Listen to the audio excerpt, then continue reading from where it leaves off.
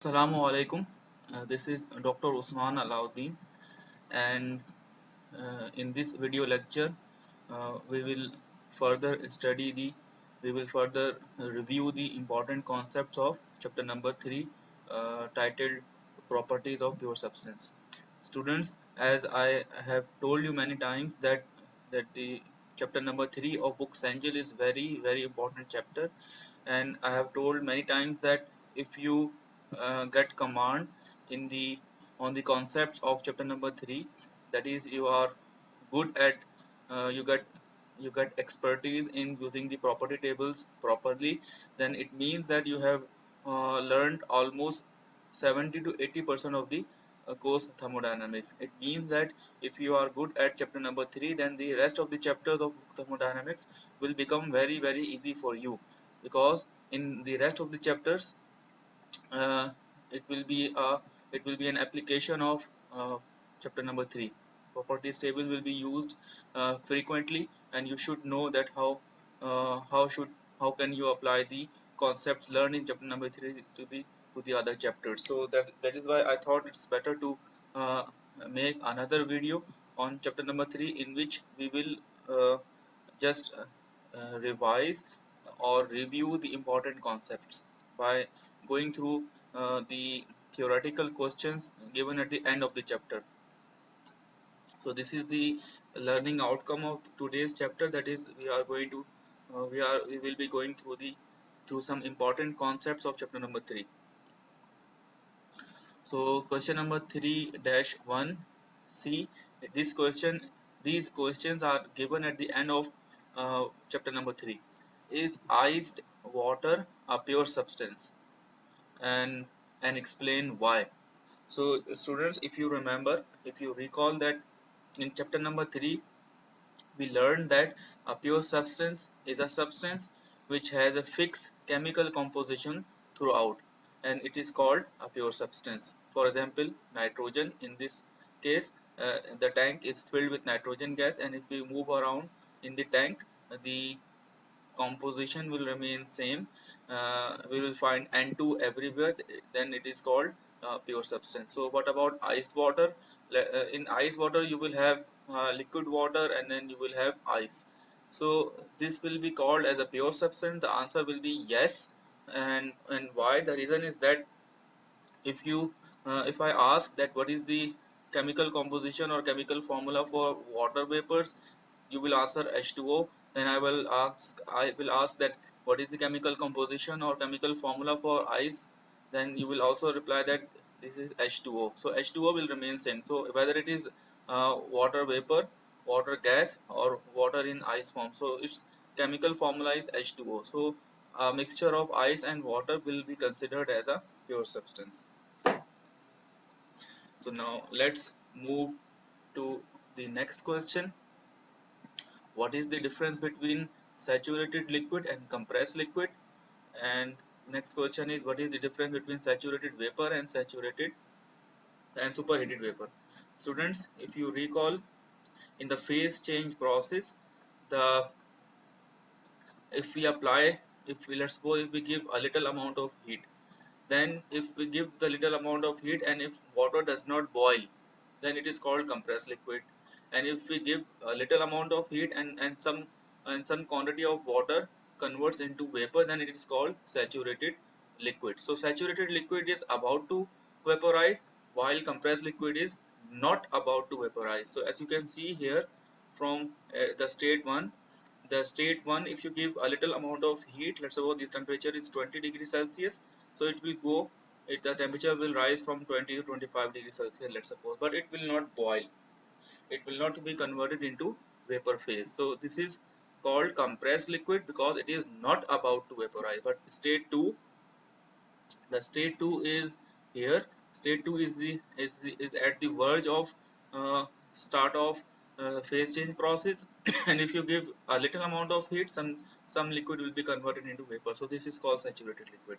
On the other side of the phase change process, the saturated vapor and superheated vapor exists. So saturated vapor is the state at which if you stop giving heat, then uh, uh, then instantaneously some vapor will be condensed. So saturated vapor is the vapor which is about to condense, and if we talk about superheated vapor, which is here at state 5, and if you stop giving heat, or if you start cooling of the superheated vapor, then it will not condense. It will take time. First its temperature will drop if you do a constant pressure cooling. Then from state 5, its temperature will drop.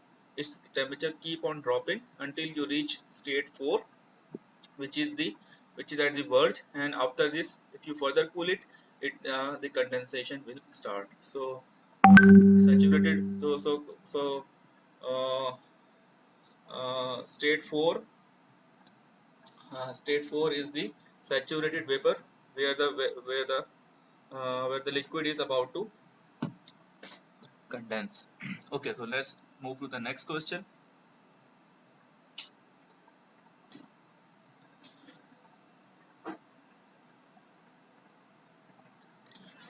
3-4C. Is there any difference between the intensive properties of saturated vapor at a given temperature and the vapor of a saturated mixture at the same temperature?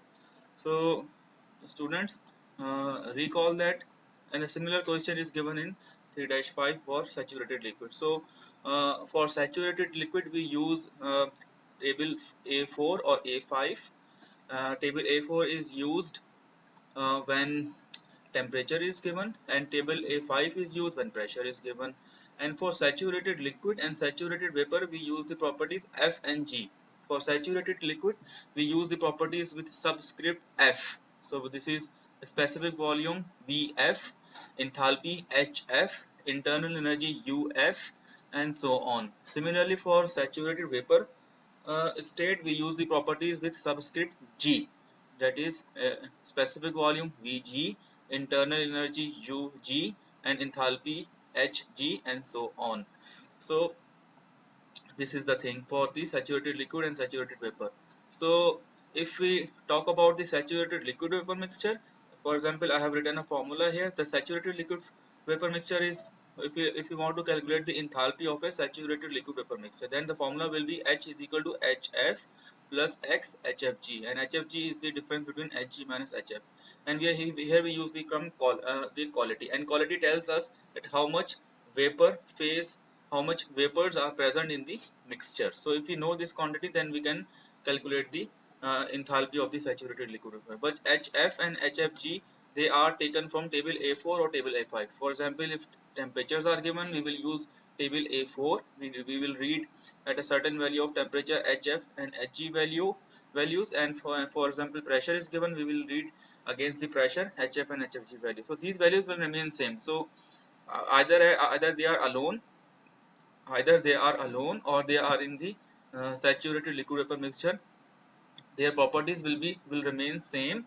But only the, let's suppose if we talk about saturated vapor, so saturated vapor Hg will remain same, but its contribution in the saturated liquid vapor mixture will change. Let's suppose it will be changed with respect to uh, quality. Let's suppose quality is 50%, then 50% of the Hg minus Hf will be used.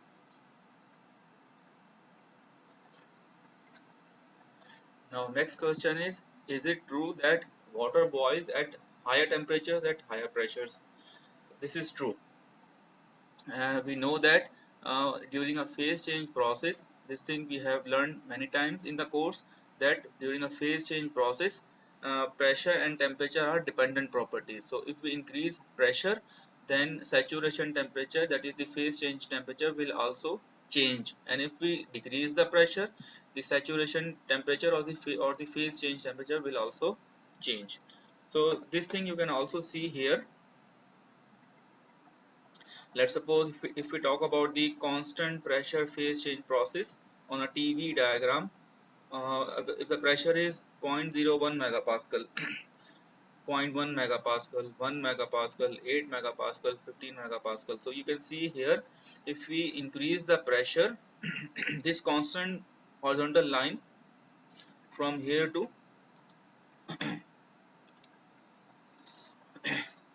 this constant horizontal line starting from here to starting here, this is showing the phase change process, and this is the temperature during the phase change process. If we increase the pressure from 0.01 megapascal to 0.1 megapascal, then you can see that the phase change temperature is also changing.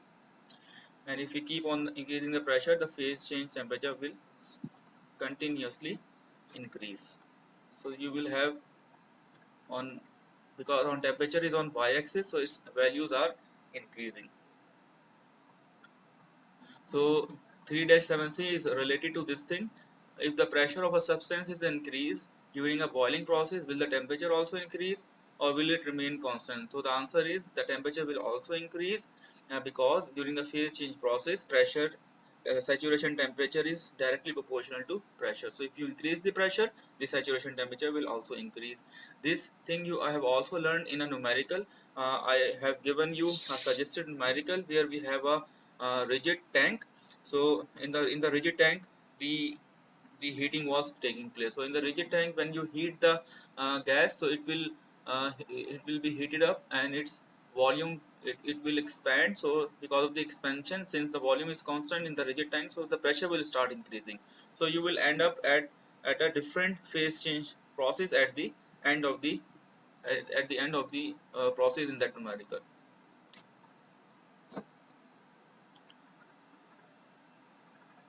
Question number 3-8c. Why are the temperature and pressure dependent properties in the saturated mixture region? So this is because when during the phase change process, pressure is directly proportional to temperature, and this thing we can also observe here. This is we can observe this thing practically as well, that if you increase the pressure, let's suppose if you talk about the constant pressure uh, heating at 0.01 megapascal, and let's suppose if you talk about constant pressure heating at 1 megapascal. So if you increase the pressure, the saturation temperature also increases. So we can see that, we can observe that the saturation temperature is directly proportional to pressure. So next question is, what is the difference between critical point and the triple point? So critical point and triple point. So critical point is the point. So let's suppose if I go again at this figure, so you can see that this horizontal line is showing the phase change process. So it means that this line is longer, and if you are increasing the pressure, then the lines are becoming shorter and shorter. So this line is shorter, this line is shorter, and eventually this line is becoming zero. So you can see here, this is the Vg, that is the volume of the saturated vapor. So this makes sense. If you increase the pressure, because saturated vapor is a gaseous phase, and if you increase the pressure, then the volume of the saturated vapor will decrease. This makes sense. So you can see here that the volume of the let's remove this thing, discard. So now you can see here, you can see that the saturated vapor volume is decreasing as the volume is increasing. This makes sense because the saturated vapor is the gaseous phase, and the volume of the gas decreases as you increase the pressure. So here let's talk about this pressure. This is the saturated liquid. That is, it means that the start of the phase change process, and this is the saturated vapor. That it means that the end of the the end of the phase change process. So you can see a distinct phase change process, that in the start we have liquid, then we have saturated liquid, then we will have a, for a considerable period of time, we will have a mixture of saturated liquid and vapor, and then it will become saturated vapor, and then again the temperature will start increasing. But if you keep on increasing the pressure, a time will come when you reach a critical point. So at the critical point, there will be no distinct phase change process. So what will happen if you let's suppose if you have a pressure above the critical pressure, so what will happen if you heat a liquid, its temperature will increase, and if you keep on heating, then instantaneously, very quickly, within a jiffy, the liquid will be converted into vapor phase. So you will not see that when the change has happened. So you cannot point out, you cannot capture that at what moment the liquid has converted into the uh, vapor phase. So this is called the critical point. If you have the pressures below the critical point, you will have a distinct phase change process, and if you have a pressure above the critical point, then you will not have a distinct phase change process. And at the critical point, you will have saturated liquid and saturated vapor states become identical, as you can see here.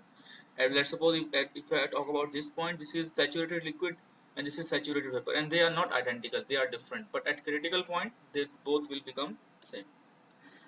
And what about critical point, triple point? Triple point is a point at which vapor, liquid, vapor, liquid, and solid phases, they coexist in at one point. So normally, let's suppose a substance occurs in only one phase. Let's suppose nitrogen. Normally at atmospheric pressure, nitrogen exists in the gaseous form. Water exists in the liquid form. But if you supply the triple point temperature and pressure, then the all the three phases of the substance will coexist in the equilibrium. Next question is 3-12. How does the boiling process at supercritical pressure differ from the boiling process at subcritical pressure? This thing I have already explained. So this is the phase change process below the critical pressure, and this is the phase change process above the critical point pressure. Is it possible to have water vapor at 10 degrees Celsius? So normally, if we talk about atmospheric pressure is 101.325 kilopascal. Then at this pressure, water boils at 100 degrees Celsius. So this is this point. So at 101 at 101.4 kilopascal, this is the atmospheric pressure.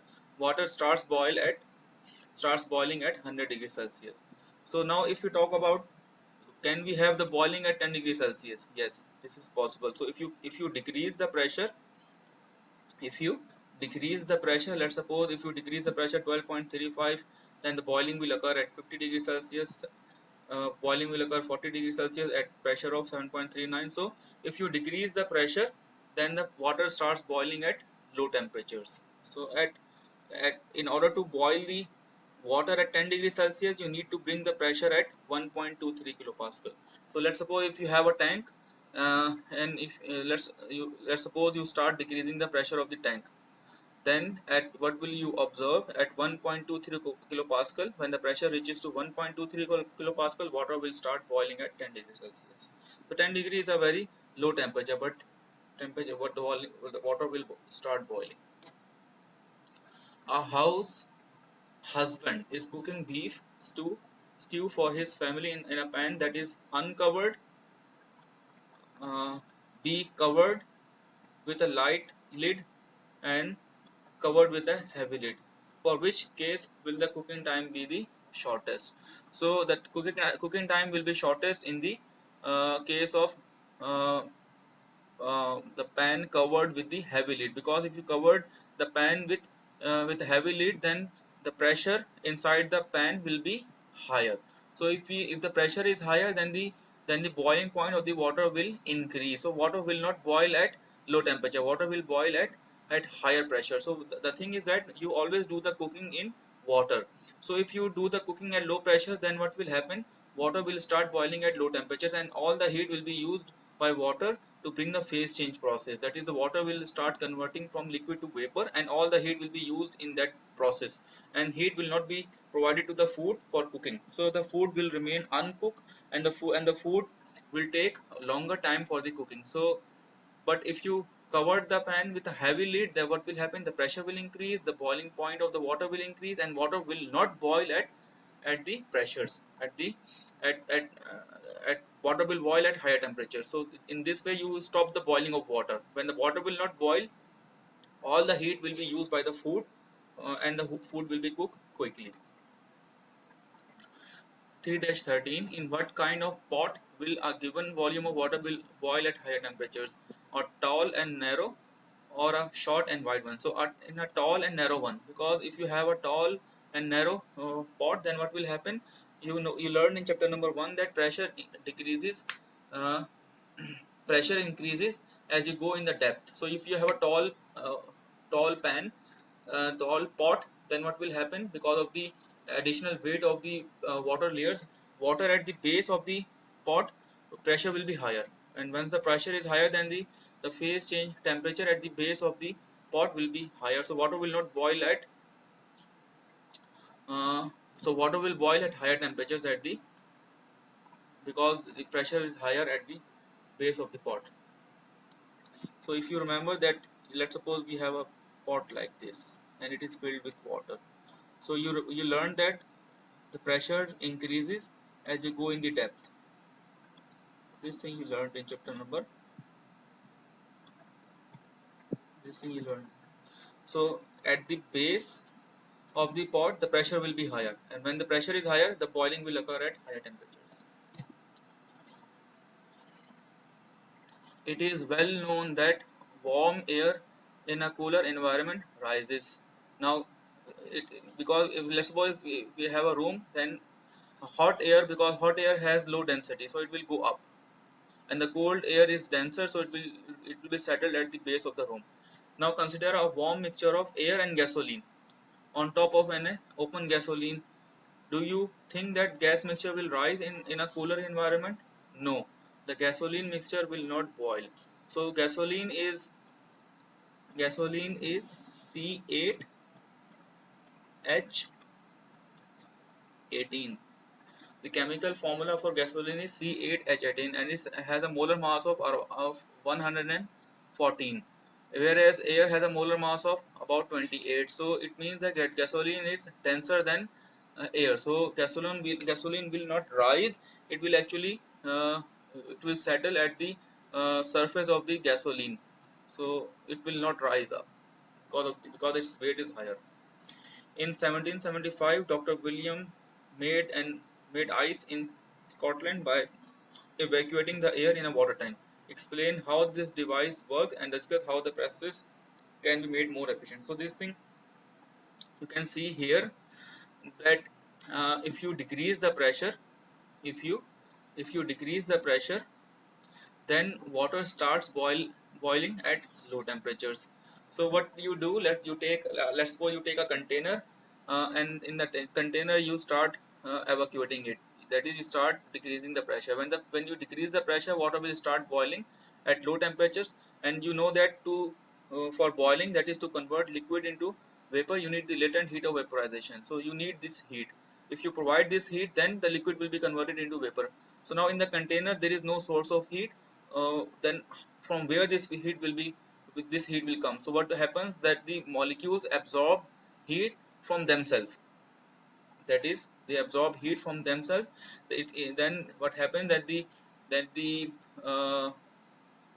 the molecules temperature start decreasing, and you will start having the cooling effect. So when you have the when you start when so in short, if you create a vacuum, then water vapors in the air, they will start boiling.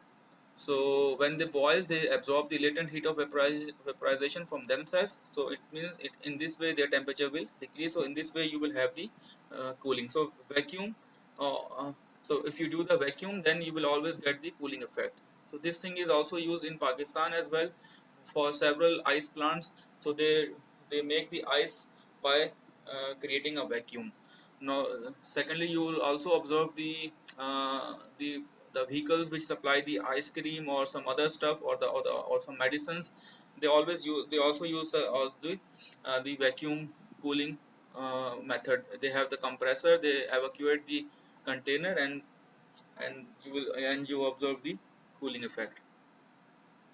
3-17, does the amount of heat absorbed as 1 kilogram of saturated liquid water boils at 100 degrees Celsius have to be equal to the amount of heat released at 1 kilogram of saturated vapor condenses. So the amount of heat absorbed during the boiling process will be equal to the amount of heat released during the condensation. So if you do the boiling, then you need to provide heat. That is, the liquid will absorb heat, and the reverse, During the reverse process, during the condensation, the same amount of heat will be released. So according to first law of thermodynamics, energy can neither be created nor be destroyed, so the equal amount of heat will be released. If this is not happening, that it means that we are violating the first law of thermodynamics. Question number 3-18. Does the reference point selected for the properties of a substance have any effect on the thermodynamics analysis? No, it will not have any effect, because in thermodynamics we are always talking about the difference between the two states. That is, if you talk about the change of internal energy of the system. So, and when you want to calculate the change of internal energy, you take the difference. That is, let's suppose one is the initial state and two is the final state. So you will do u2 minus u1. It will give you delta u. And when you take the difference, then this exclude the effects of the reference point. So it will not matter. So when we talk about the, let's suppose, the potential energy, and if the body is moving from one height to the other height, so it will be the difference of the height, and it doesn't matter that what reference did you use to measure the height. If you are taking the delta h, that is the difference of the height. Is it true that it makes more energy to vaporize 1 kilogram of saturated liquid water at 100 degrees Celsius than it would at 120 degrees Celsius? So if you have boiling at 100 degrees Celsius and you have boiling at 120 degrees Celsius, so this is true, because if you remember this diagram, so here you can clearly see that this is, let's suppose this is the energy content will be HF and this will be Hg. So Hg minus Hf, since the line is longer in length, then Hfg will be higher. So and this is at low temperature. Let's suppose this is at 100 degrees Celsius, and if you go at higher temperatures, then the line is becoming shorter. That is, Hfg is becoming shorter. So it means this thing is becoming shorter. So lesser heat will be absorbed if you talk about the phase change process at higher temperatures. So if you let me card all this thing. So if you compare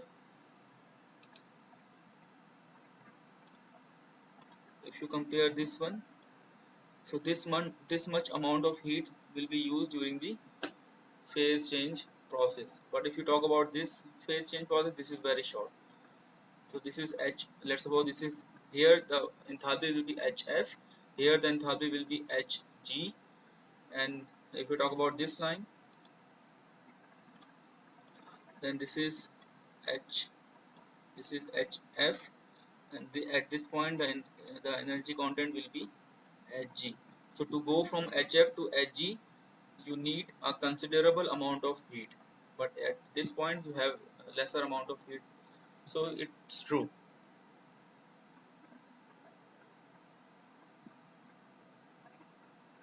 So question number 3-22 is the same thing. Which process requires more energy? Completely vaporizing 1 kilogram of saturated liquid water at 1 atmosphere and 1 atmosphere pressure, or completely vaporizing 1 kilogram of saturated liquid water at 8 atmosphere. So if you talk about the phase change process at high pressure, then at high pressure you will get you need to provide less amount of heat, the same thing which I just explained. So this is 1 atmosphere, and 8 atmosphere will be something here. So you can see here the less amount of heat is absorbed.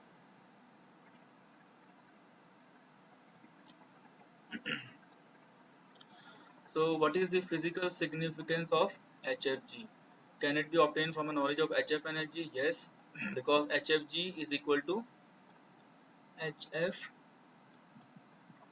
HFG is equal to Hg minus HF. So you can see here that with the knowledge of Hg and Hf, we can calculate HFG. Then the physical significance of HFG is that it represents the latent heat of vaporization, because Hf represents the energy content of saturated liquid and Hg represents the energy content of saturated vapor.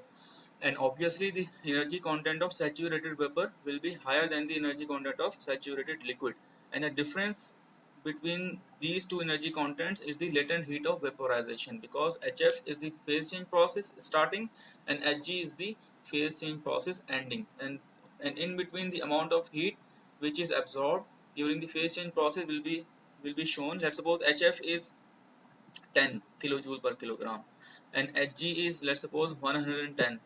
So it means that the latent heat of vaporization is 100. So 100 is 100 kilojoule per kilogram amount of heat is absorbed during the phase change process to bring the energy content from 10 to 110. Does HFG change with pressure? Yes, the HFG decreases with increase of pressure. The HFG decreases with increase of pressure. This thing you can see here because the lines are becoming shorter in length.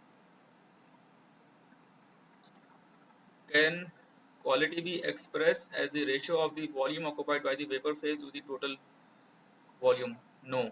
This thing is because of the quality is the ratio of mass of vapor divided by mass of liquid. So volumes cannot be used because volume.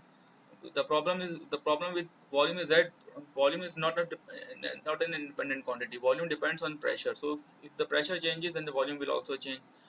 So, but the amount of mass does not change with pressure.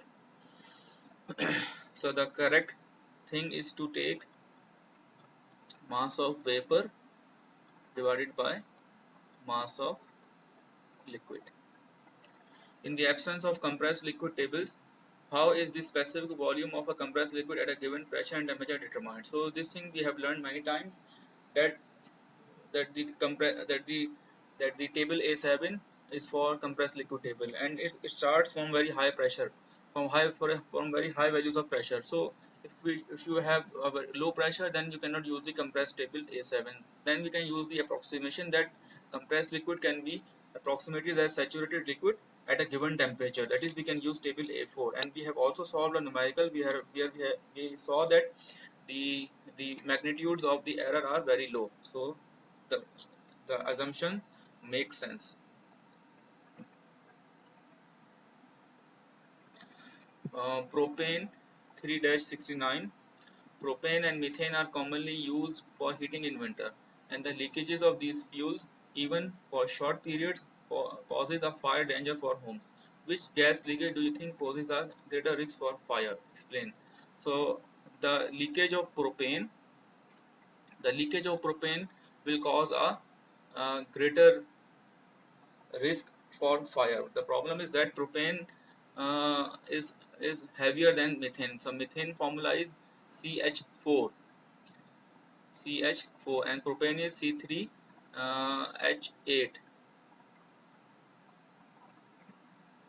So the thing is that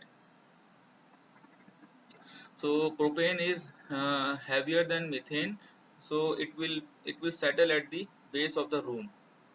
But methane is lighter, so what will happen, it will rise up, and uh, it's a possible that it gets leaked through the windows. But propane will be settled down at the bottom of the room. It will not rise up, so it cannot go out of the room through the holes or through the windows. So when you have a fire in the room, so propane leakage will cause a greater damage.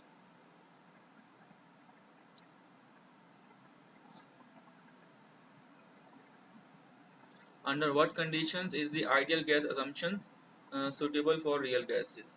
So ideal gas does not exist. It's an assumption, and this is the ideal gas assumption is applicable only at low pressure and high temperature. But if you talk about high pressures, if you talk about high pressures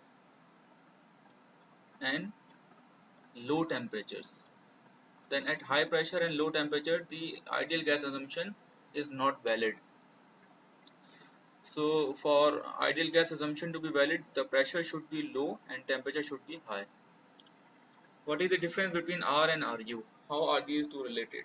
So R is the gas constant and Ru is the universal gas constant. So universal gas constant, as the name says, its value is fixed. Its value remains same or constant for all the gases, but the gas constant value changes with gas, and they are related by the formula R is equal to uh, molecular mass into Ru, I guess, if I'm correct. So let me see if the formula is correct or not.